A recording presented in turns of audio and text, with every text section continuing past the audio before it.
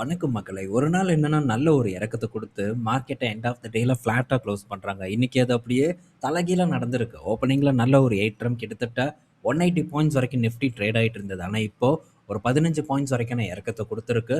நல்ல ஒரு ஹைல இருந்து இப்போ ஃப்ளாட்டான ஒரு பெர்ஃபார்மன்ஸ நிஃப்டி 50 டெலிவர் பண்ணிட்டு இருக்கு. இதே தான் பேங்க் நிஃப்டிக்கும் வந்து நடந்திருக்கு. கரண்ட்டா ஒரு 270 பாயிண்ட்ஸ் வரைக்கான இறக்கத்த பேங்க் நிஃப்டி டெலிவர் பண்ணிட்டு இருக்கு. ஆக மொத்தத்துல இன்னைக்கு நம்ம மார்க்கெட்ல அதாவது இந்த வீக்கே நம்ம மார்க்கெட்ல பெரிய ஒரு பெர்ஃபார்மன்ஸ் ஏற்படல. ஸோ ஃபர்ஸ்ட் டே மண்டே பார்க்கும்போது நல்ல ஒரு சரிவு கிட்டத்தட்ட 350 பாயிண்ட்ஸ் வரைக்கான இறக்கத்த குடுத்திருந்தது.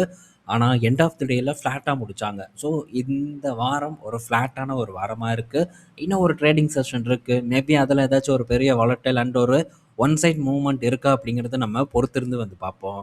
ஸோ அடுத்தது இந்த வீடியோவில் நம்ம பல பங்குகள் பற்றியான அப்டேட் எல்லாம் வந்து பார்க்க போகிறோம். ஒன்றொன்னா நம்ம பார்ப்போம். ஃபர்ஸ்ட் நம்ம பார்க்க போகிறது கிராசிமோட அப்டேட் தான். ஸோ கிராசிமோட ரிசல்ட் வந்திருந்தது. அந்த ரிசல்ட்டோட எஃபெக்ட் இன்னைக்கு டேயில் மார்க்கெட்டில் சூப்பராக வந்து ரிஃப்ளெக்ட் ஆயிருக்கு. கிட்டத்தட்ட 7% வரைக்கான ஏற்றம் கிராசிமில் நடந்திருக்கு. 52 வீக் ஹையில் பார்த்தீங்கன்னா கிராசிம் ட்ரேட் ஆகிட்டு இருக்கு. ஸோ இந்த கிராசிம் பார்த்தீங்கன்னா இந்த காலாண்டு 3800 கோடி ப்ராஃபிட்டாக வந்து போஸ்ட் பண்ணியிருக்காங்க. Year on year quarter on quarter beat பண்ண ஒரு ரிசல்ட். அது போக இவங்களுடைய பெயிண்ட் இண்டஸ்ட்ரி, பெயிண்ட் செக்டார் பார்க்கும்போது நல்ல பர்ஃபார்மன்ஸை கொடுத்துருக்கிறதா சொல்கிறாங்க. ஆனால் நானும் ஆசையாக நேற்று போய் இதை தான் பார்த்தேன். ஸோ ஓகே, கிராசிமோட பெயிண்ட் பர்ஃபார்மன்ஸ் எப்படி இருக்குது, எவ்வளோ வருமானத்தை ஈட்டியிருக்காங்க, என்ன லாபத்தை பதிவு பண்ணியிருக்காங்கன்னு போய் தேடி பார்த்தா பெருசாக எனக்கு வந்து கிடைக்கல. ஸோ இண்டிவிஜுவலாக வந்து பெயிண்ட் பிஸ்னஸ் மூலிமா என்ன ரெவன்யூ ஜென்ரேட் பண்ணாங்க அப்படிங்கிறத கிராசிம் வெளியிடாமல் தான் வந்து வச்சுருக்காங்க. ஸோ மாற என்ன பண்ணியிருக்காங்க, க்ரோத்தை மட்டும் வந்து காட்டியிருக்காங்க. ஸோ என்ன க்ரோத், ஒரு 52% வரைக்கான க்ரோத் இந்த பெயிண்ட் பிஸ்னஸில் கிராசிம் பார்த்திங்கன்னா அச்சீவ் பண்ணியிருக்காங்க. ஸோ இது ஒரு பெரிய ஒரு க்ரோத் தான். பட் ஆக்சுவல் நம்பர் என்ன அப்படிங்கிறது நமக்கு இன்னும் புரியாத புதிராக இருக்குது. ஏன் இதை ரிலீஸ் பண்ணாமல் இருக்காங்கன்ட்டும் நமக்கு தெரியல. அது போக என்ன லாபம் பண்ணுறாங்க, என்ன எபிட்டா இருக்குது அப்படிங்கிறதும் நமக்கு இன்னும் இவங்களுடைய பெயிண்ட் பிஸ்னஸை பொறுத்த வரைக்கும் தெரியாமல் இருக்குது. ஓவர் வியூவாக இவங்க என்ன சொல்லியிருக்காங்க, ரெவன்யூ 52% க்ரோவ் ஆகிருக்கு. அதே மாதிரி நாங்கள் நம்பர் 3 பிளேயராக வந்து இருக்கோம் அப்படின்ட்டும் மென்ஷன் பண்ணியிருக்காங்க. இந்த காலாண்டு ரிசல்ட் ஓவராக இந்த புட்டி இதெல்லாம் சேர்த்து பார்க்கும்போது நம்பர் 2 பிளேயராக இந்த இண்டஸ்ட்ரியில் இருக்கிறதா கிராசிம் பார்த்திங்கன்னா தகவல் தெரிவிச்சிருக்காங்க. ஸோ இன்னும் வந்து நமக்கு தெரியல. மேபி வந்து இன்ஃபர்மேஷன் கிடைச்சதுன்னா பெயிண்ட் பிஸ்னஸ் மூலிமா என்ன ரெவன்யூ பண்ணுறாங்க, என்ன லாபம் பண்ணுறாங்கங்கிறது தெரிஞ்சதுன்னா கண்டிப்பாக அப்கமிங் வீடியோஸில் இதை பற்றி நம்ம டிஸ்கஸ் பண்ணுவோம். ஓவராலாக நல்ல ரிசல்ட்டுங்கிறதுனால கிராசிம் இன்னைக்கு டேயில் 52 வீக் ஹையை பார்த்தீங்கன்னா ரீச் பண்ணியிருக்கு. அடுத்தது ஜேஎஸ்டபிள்யூ மோட்டார் கிட்ட இருந்து ஒரு அப்டேட் வந்திருக்கு. ஜேஎஸ்டபிள்யூ மோட்டார் பார்த்தீங்கன்னா ஒரு 8000 கோடி கடன் பார்த்தீங்கன்னா எஸ்பிஐ கிட்ட இருந்து வாங்குறதா ஒரு அறிவிப்பு வந்து கொடுத்துருக்காங்க. ஸோ பெரிய ஒரு கடன் $800 மில்லியன் கிட்ட எஸ்பிஐ பார்த்தீங்கன்னா ஜேஎஸ்டபிள்யூ மோட்டருக்கு கொடுக்குறாங்க. ஒரு லாங் டேர்ம் கிட்டத்தட்ட ஒரு 8லேருந்து 10 வருடம் வரைக்கும் கால அளவு இருக்கக்கூடிய ஒரு கடன் தான். ஸோ இது ஜேஎஸ்டபிள்யூ மோட்டாருக்கு ஃபண்டிங்கை பார்த்தீங்கன்னா உறுதிப்படுத்துது. ஸோ ஜேஎஸ்டபிள்யூ மோட்டாரோட பிளான் பார்த்தீங்கன்னா பெரிய அளவுக்கு இருக்குது.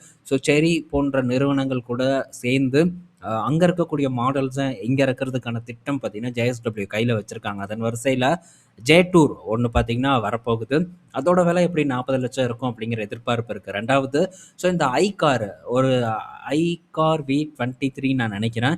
ஸோ இந்த மகேந்திரா தார் இதுக்கு போட்டியாக பார்த்தீங்கன்னா ஒரு கார் இறக்க போகிறாங்க. லுக்கெல்லாம் உண்மையிலே வேறு லெவலில் இருக்குது. அதை பற்றி நம்ம பார்த்துருக்கோம். அடுத்தது XUV 7XOக்கு போட்டியாக இன்னொரு ஒரு செரி கார் ஒன்று வரப்போகுது. ஸோ அந்த பேர் ஸ்டார்லைட், ஓகே ஸ்டார்லைட்டுன்னு தான் நான் நினைக்கிறேன். அந்த ஒரு காரையும் வந்து இறக்குறதுக்கு இவங்க ரெடியாக இருக்காங்க. ஸோ எனக்கு தெரிஞ்ச இந்த வருடம் எண்ட் இல்லைன்னா நெக்ஸ்ட் இயர் வந்து லான்ச் பண்ணுறதுக்கான வாய்ப்பு இருக்குது. பட் ஏதாவது ஒரு ப்ராடக்ட் இந்த வருடம் லான்ச் பண்ணிடுவாங்க அப்படின்ட்டு நம்ம டெஃபினட்டாக வந்து எதிர்பார்க்கலாம். அடுத்தது, so AB Aditya Birla group கிட்ட இருந்த அப்டேட். ஏபி கேபிட்டலில் பார்த்தீங்கன்னா ஃபண்ட் ரைசிங் பண்ணுறாங்க. ப்ரிஃபரன்ஷியல் இஷ்யூ மூலிமா ரூ. 356 அப்படிங்கிற ஒரு ஷேர் ப்ரைஸுக்கு. ஸோ இதில் பெரும்பாலான பணம் பார்த்தீங்கன்னா ப்ரொமோட்டர் தான் வந்து இன்ஃப்யூஸ் பண்ணுறாங்க. கிராசிம் தான் வந்து பண்ண போகிறாங்க. 2800 கோடி கிட்ட பார்த்தீங்கன்னா கிராசிம் வந்து இந்த ஏபி கேபிட்டலில் போடுறாங்க. அது போக ஸோ வேறு 2 இன்வெஸ்டரும் பார்த்தீங்கன்னா பணம் இறக்க போகிறதா ஒரு தகவல் வந்து கிடச்சிருக்கு. ஸோ இது ஏபி கேபிட்டல் பொறுத்த வரைக்கும் நல்ல செய்தி. ஸோ ஃபண்டிங் நாங்கள் ஃபண்ட் ரைஸ் பண்ண போகிறோம் அப்படின்ட்டு ரிசல்ட்டில் சொன்னாங்க. ஸோ இப்போ ஃபண்டிங்கும் பார்த்தீங்கன்னா கிடச்சிருச்சு. இது ஏபி கேபிட்டலோட க்ரோத்தை ஃபியூச்சரில் உறுதிப்படுத்தும். ஆனால் இதில் முக்கால்வாசி பொசிஷனை பார்த்தீங்கன்னா நான் எக்ஸிட் பண்ணிட்டேன். அதையும் உங்கள் கூட ஷேர் பண்ணியிருந்தேன். ஸோ ஃபர்தராக பார்ப்போம். பட் இது வேல்யூவேஷன் கொஞ்சம் பீக் ஆயிருச்சு. இன்னும் ப்ரீமியம் வேல்யூவேஷன் இதுக்கு கிடைக்குமாங்கிறதெல்லாம் நம்ம வெயிட் பண்ணி பார்க்கணும். பட் இப்போ இருக்கக்கூடிய மார்க்கெட் கண்டிஷனில் நம்ம அப்பப்போ ப்ராஃபிட் புக் பண்ணுறது ரொம்ப நல்லது. ப்ராஃபிட் புக் பண்ணாமல் நம்ம அப்படியே வேடிக்கை பார்த்துட்டு இருந்தோம்னா அகெயின் பார்த்திங்கன்னா ஒரு சரிவை கொடுக்கும். அந்த டைமில் நம்ம மிஸ் பண்ணிட்டோமே, இப்போ விற்றுட்டு வெளியே வரலாமா, இந்த கேள்விகள் எல்லாம் ஏற்படும். ஸோ எந்த இடத்துல வந்து புக் பண்ணணும் அப்படின்ட்டு நீங்கள் நினைக்கிறீங்களோ அந்த இடத்துல நம்ம புக் பண்ணி கேபிட்டலை வந்து கொஞ்சம் சேவ் பண்ணி வச்சுக்கிறதுக்கு ட்ரை பண்ணணும். ஸோ லிக்விட் ஃபண்டில் போட்டுட்டு பெட்டர் ஆப்பர்ச்சுனிட்டிக்கு வெயிட் பண்ணி ஒரு நல்ல ஆப்பர்ச்சுனிட்டி இருக்கணும், நல்ல ஒரு தெளிவான பார்வை இருக்கக்கூடிய இடத்துல மட்டும் ஸோ அந்த லம்சம் பண்ணுறதுக்கு நம்ம ட்ரை பண்ணலாம். உதாரணத்துக்கு சில லேக்ஸ், ஒரு 1 லேக் இல்லை ஒரு 2 லேக் அந்த மாதிரி நம்ம முதலீடு பண்ணுறோன்னா ஸோ லிக்விட் ஃபண்டை பிரேக் பண்ணி நம்ம போடுறதுக்கு ட்ரை பண்ணலாம். அட்லீஸ்ட் ஒரு 50,000 இந்த மாதிரி போடுறதுக்கு லிக்விட் ஃபண்ட் டெஃபினட்டாக நமக்கு இக்கட்டான சூழ்நிலையில் உதவிகரமாக இருக்கும் அப்படின்னு நான் நம்புகிறேன். அதர்வைஸ் நமக்கு கிடைக்கக்கூடிய ஆப்பர்ச்சுனிட்டிஸ் ஒரு 20-25,000 இந்த மாதிரி எல்லாம் நம்ம நார்மலாக கூட பண்ணிக்கிறதுக்கு ட்ரை பண்ணலாம். பட் அவங்கவுங்க கெப்பாசிட்டிக்கு உட்பட்ட மாதிரி முதலீடு பண்ணுறதுக்கு மாறுபடும். அதையும் இந்த இடத்துல நான் சொல்லிக்கிறேன். பட் நமக்கு கண்டிப்பாக எமர்ஜென்சி ஃபண்ட் ரொம்ப முக்கியம். எமர்ஜென்சி ஃபண்ட் லிக்விட் ஃபண்டில் இருக்கிறது ரொம்ப பெட்டராக இருக்கும் அப்படின்னு நான் ஃபீல் பண்ணுறேன். அடுத்தது ஓலா எலக்ட்ரிக் கிட்டேருந்து அப்டேட் வந்திருக்கு. ஸோ ஓலா எலக்ட்ரிக் பார்த்திங்கன்னா இந்த வருடம் அகைன் பார்த்திங்கன்னா, அதாவது ரொம்ப நாள் தடைப்பட்டு இருந்தது அவங்களுடைய புது ப்ராடக்ட் லான்ச். ஆனால் இந்த வருடம் அவங்களுடைய புது ப்ராடக்டை லான்ச் பண்ண போகிறதா அறிவிப்பு வந்து கொடுத்துருக்காங்க. ஸோ மேக்ஸிமம் அது ஸ்கூட்டராக இருக்கும்னு நான் நினைக்கிறேன். ஸோ பைக் பார்த்திங்கன்னா இப்போது ரீசெண்டாக லான்ச் பண்ணாங்க. பைக்கோட சேல்ஸ் பார்த்திங்கன்னா பர்டிகுலராக நார்த் இந்தியாவில் ரொம்பவே பார்த்தீங்கன்னா, நல்ல ஒரு சக்ஸஸ குடுத்துருக்கு. மற்ற எந்த ரீஜன்லயும் பெரிய சக்ஸஸ் குடுக்கல. ஓவரால் ஓலாவோட சேல்ஸ்ல 15% பார்க்கும்போது, பைக் மூலியமா வரக்கூடிய சேல்ஸா இருக்கு. ஆனா இவங்க சொல்லியிருக்காங்க, பைக் பார்த்தீங்கன்னா, அந்த அளவுக்கு பிக்கப் ஆகல. பட் விரைவில் வந்து பைக்கும் கொஞ்சம் ஒரு நல்ல மார்க்கெட் ஓட பார்வைய பெறும் அப்படின்ட்டு ஓலாவோட தலைவர் வந்து சொல்லியிருக்காங்க. ஸோ ஓலா விரைவில் பார்த்தீங்கன்னா, அவங்களுடைய அடுத்த புது ப்ராடக்ட்டை லான்ச் பண்ணுறதுக்கு தயாராக இருக்காங்க. ஸோ என்ன மாதிரி ஸ்கூட்டர் வரப்போகுது அப்படிங்கிறத கூட நம்ம இதுக்கு முன்னாடி டிஸ்கஸ் பண்ணியிருக்கோம். ஏன் லேட் பண்ணாங்க அப்படிங்கிற ஒரு கேள்வி இருக்கலாம். ஸோ லேட் பண்ணதுக்கான மெயின் ரீசன் பார்த்தீங்கன்னா, இந்த சர்வீஸ் இஷ்யூவை வந்து கிளியர் பண்ணுறதுக்காக தான். ஸோ அதை வந்து லேட் பண்ணியிருக்காங்க. ஏன்னா ஆல்ரெடி அவங்க அறிமுகப்படுத்தின வண்டியே பெரிய அளவுக்கு சர்வீஸ் இஷ்யூவில் மாட்டுச்சு. ஸோ சோஷியல் மீடியா ஃபுல்லாக பார்த்தீங்கன்னா, ஓலா எலக்ட்ரிக்கை போட்டு கிளின்னு கிழிச்சாங்க. அதுதான் இவங்களுடைய பெரிய ஒரு வீழ்ச்சிக்கு மிக பெரும் ஒரு காரணமாக இருந்தது. பட் அதை அப்படியே கொஞ்சம் கொஞ்சமாக சரி பண்ண ஆரம்பிச்சுட்டாங்க. ஸோ ஒன்ஸ் வந்து இந்த பிரேக் பேட் மாற்றுறதுக்கே இவங்களே மென்ஷன் பண்ணியிருக்காங்க. நம்ம ஒன்றும் சொல்ல வேண்டாம்.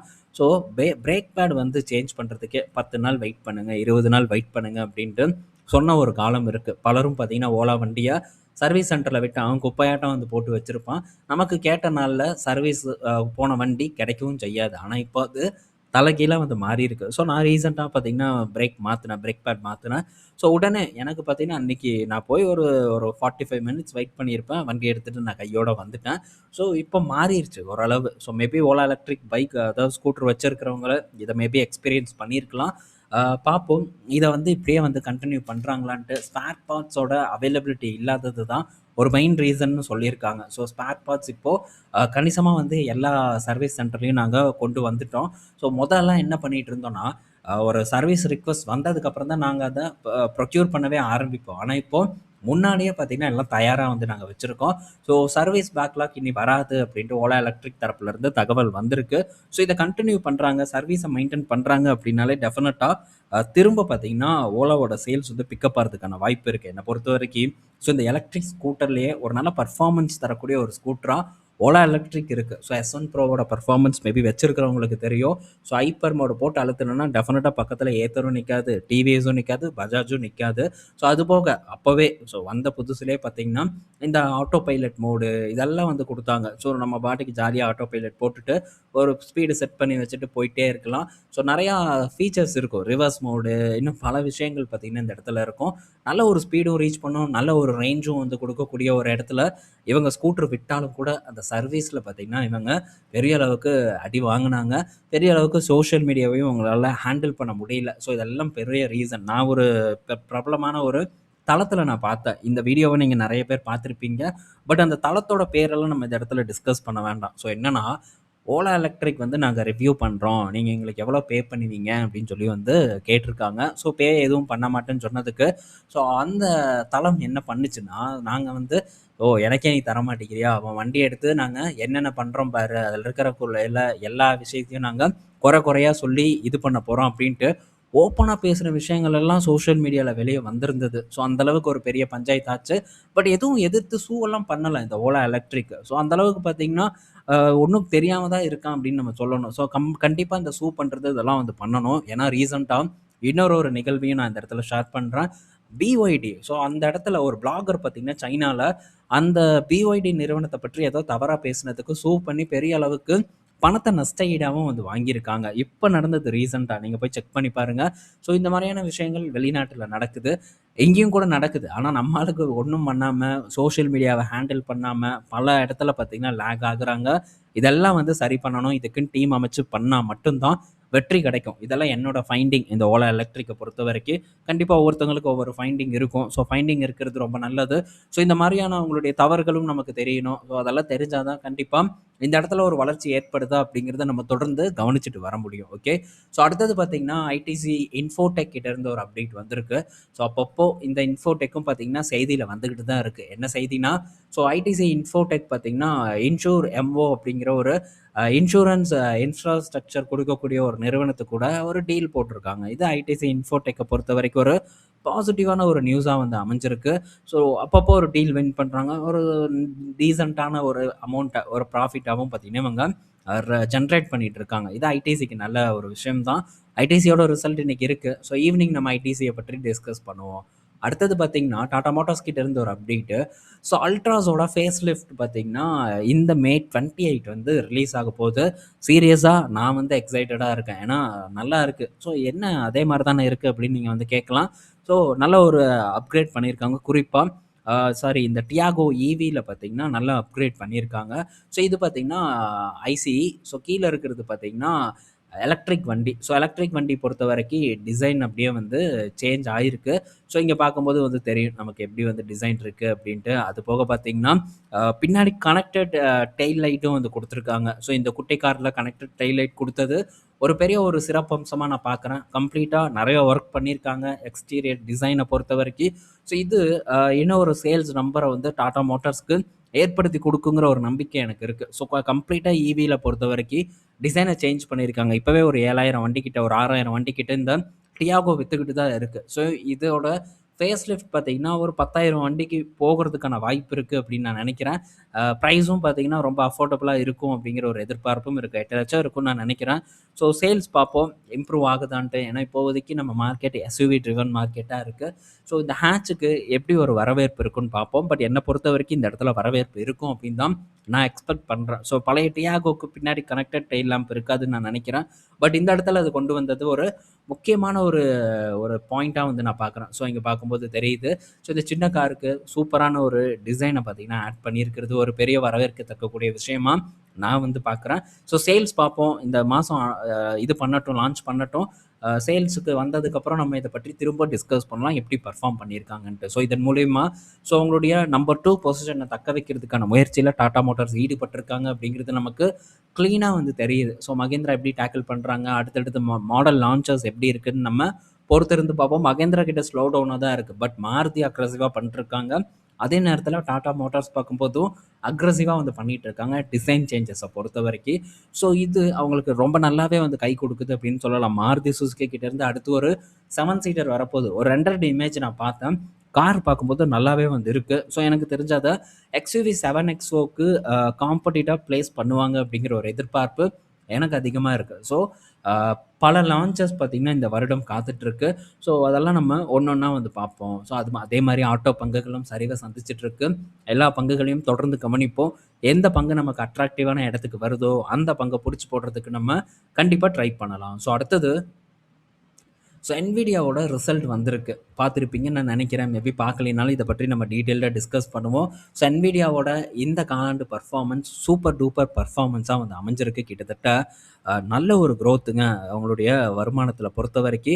ஸோ $81 பில்லியன் கிட்ட பார்த்தீங்கன்னா, ரெவென்யூ ஜெனரேட் பண்ணியிருக்காங்க. இயர் ஆன் இயர்ல இவங்களுடைய ரெவென்யூ 85% ஜம்ப் ஆயிருக்கு. குவார்டர் ஆன் குவார்டர்ல 20% ஜம்ப் ஆயிருக்கு.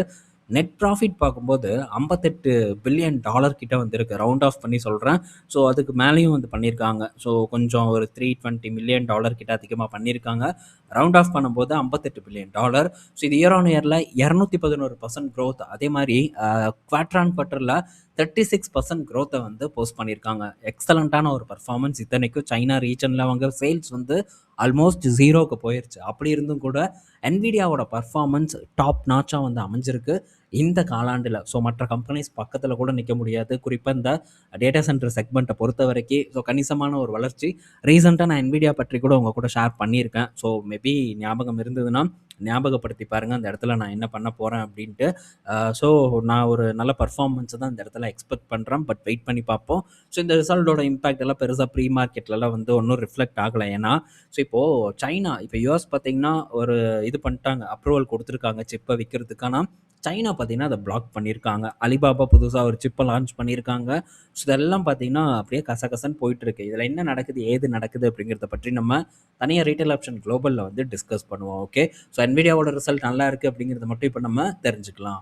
ஸோ இந்த வீடியோவில் நம்ம பல இன்ஃபர்மேஷன் பார்த்துருப்போம், பயனுள்ளதாக இருக்கும்னு நான் நினைக்கிறேன். ஈவினிங் நம்ம இன்னொரு வீடியோவில் மீட் பண்ணுவோம். பாய் மக்களே.